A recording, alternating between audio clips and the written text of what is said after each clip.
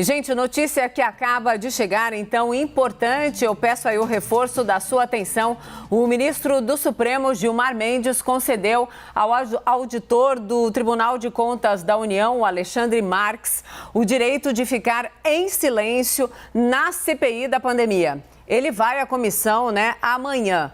A convocação dele foi aprovada depois dele ter produzido aquele relatório com números falsos sobre mortes por Covid. Chamar direto os nossos analistas, Molica, Renata e também o Caio. Renata, claro que nós estamos falando de uma questão que teve um desdobramento imenso, questão que foi usada pelo presidente Bolsonaro, aí teve o desmentido do tribunal, o pedido ali de desculpas do presidente Bolsonaro, mas também o desvirtuamento da informação. O que ele tem a dizer, o que ele tinha a dizer é absolutamente relevante para a CPI da pandemia e para todos os brasileiros. Aliás, daqui a pouquinho eu vou passar o número de mortos hoje. É inacreditável o patamar que nós continuamos tendo de mortes no nosso país. Quero começar com você, Renata, por favor. Mais um revés importante para a CPI nesse caso, Mona, especialmente a gente falava há pouco das limitações colocadas pelo Supremo Tribunal Federal para o lado dos governistas, agora a gente está vendo um revés e tanto para o lado, então, dos senadores do G7, que estavam depositando uma expectativa muito alta nesse depoimento do auditor do TCU. Não só porque entendem que foi uma movimentação e uma atitude grave dele ao tentar inserir aquele material ali num relatório oficial do Tribunal de Contas da União, mas porque esperavam conseguir explorar a relação dele, do pai, com o presidente Jair Bolsonaro. Com essa decisão agora, essa investida fica prejudicada. Sim, Molica, quero te ouvir também, porque não é só o silêncio dele e o revés, para a CPI, mas o que significou toda a reverberação dessa notícia falsa, que eu insisto, foi usada pelo presidente Bolsonaro, apesar do desmentido do tribunal. Molica. Até agora tem um detalhe interessante, é que no direito brasileiro, no direito criminal brasileiro, o interrogatório é visto como uma peça de defesa, ou seja, é a chance que aquela pessoa que é suspeita ou acusada de um crime tem para se defender.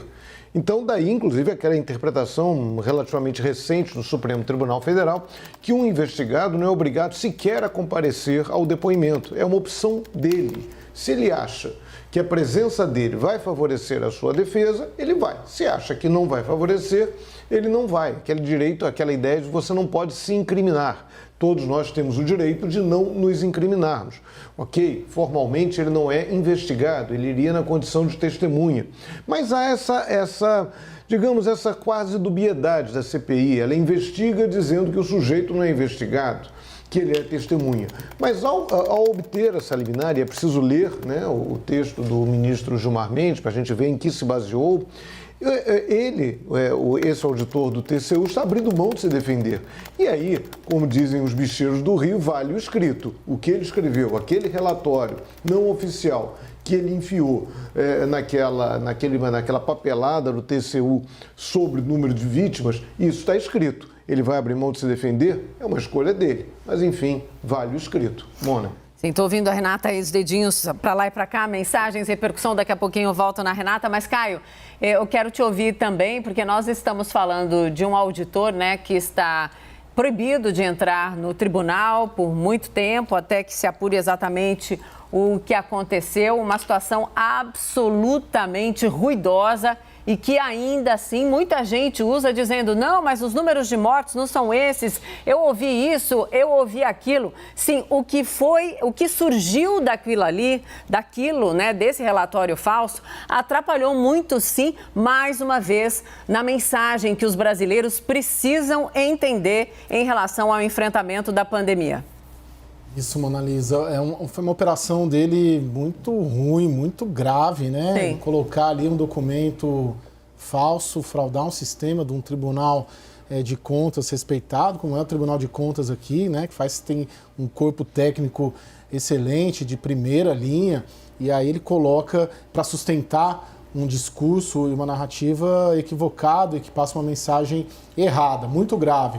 Queria só ponderar que todo esse debate que a gente fez aqui na abertura do Expresso sobre a transformação de investigados, de testemunhas investigados, né, antecipando aqui que o ministro da Saúde estará, esse auditor, ele ainda, a ideia inicial ali do G7 não é incluí-lo, mas medidas como essa podem fazer com que inclua, porque ele poderia, vamos supor, se ele for de fato investigado, a CPI transforma ele, formaliza ele como investigado, pode tomar como medida uma condução coercitiva para obrigá-lo a ir até lá. Ele vai poder chegar lá e ficar quieto, mas tem algumas ações ali que é a condição de investigado, e ele claramente virou ali uma das linhas de investigação, né, por ser um profissional, um servidor público operando uma fraude ali dentro do sistema do Tribunal de Contas, né, para prejudicar, como você disse. Então, em valendo a transformação de testemunhas investigados, uma condução coercitiva poderia levá-lo até a CPI.